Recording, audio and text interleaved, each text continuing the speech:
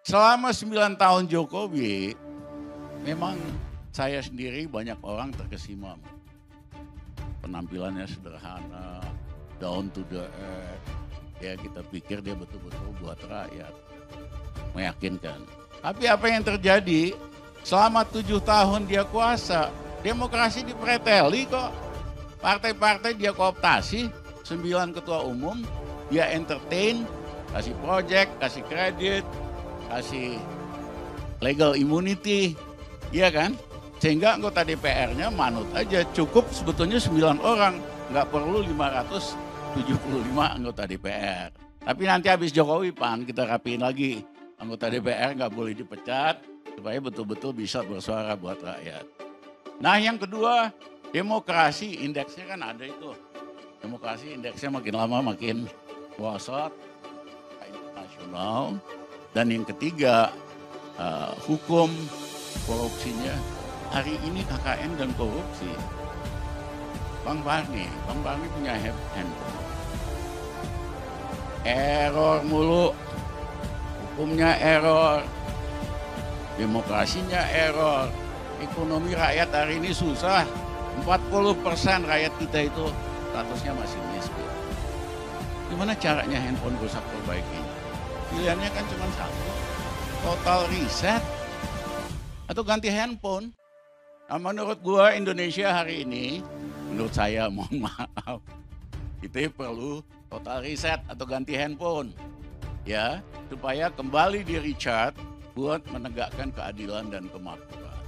Saya pernah menulis beberapa belas tahun yang lalu, ini adalah demokrasi kriminal. Tapi saya ganti karena demokrasi kriminal istilahnya terlalu keras ya. Saya ganti, Bang Gani, namanya demokrasi survei. Bacanya demokrasi survei. Survei pasti bayar. Ya jadi parameter utama demokrasi hari ini ya uang. Siapa yang paling banyak uang, dia yang bisa kuasa gitu loh. Nah ini bukan demokrasi yang benar. Ya karena uang, politik uang hanya bisa dikalahkan dengan uang lebih besar.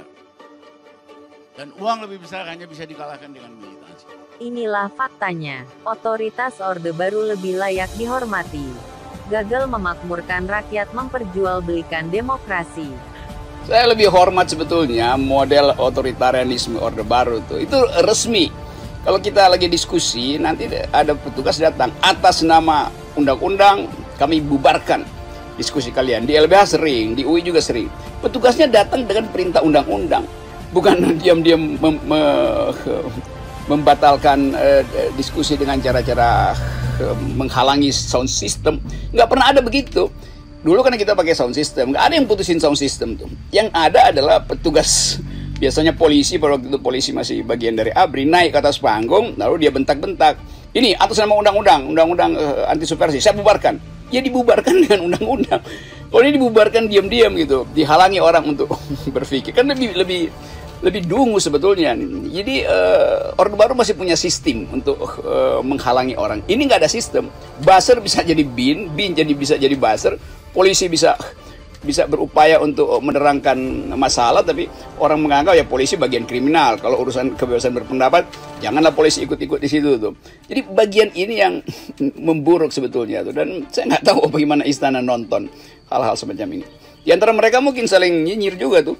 Ngapain sih lu ganggu-ganggu WA ICW itu? Yang sana bilang, gue disuruh berapa tebal amplopnya tuh. Jadi kira-kira begitu kita bayangkan tuh diskusi-diskusi di antara buzzer-buzzer dulu itu.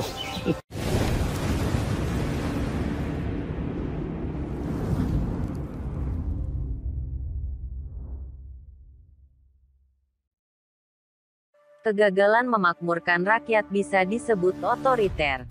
Dikutip dari demokrasi.id, era reformasi yang sudah berjalan 25 tahun dinilai belum mampu menciptakan demokrasi yang sebenarnya di Indonesia. Justru melanggengkan sistem yang bertentangan dengan demokrasi. Demikian pandangan dosen senior Hukum Tata Negara Universitas Padjadjaran Unpad Indra Perwira dalam diskusi bertema 25 tahun reformasi di korupsi. Bagaimana masa depan generasi Z?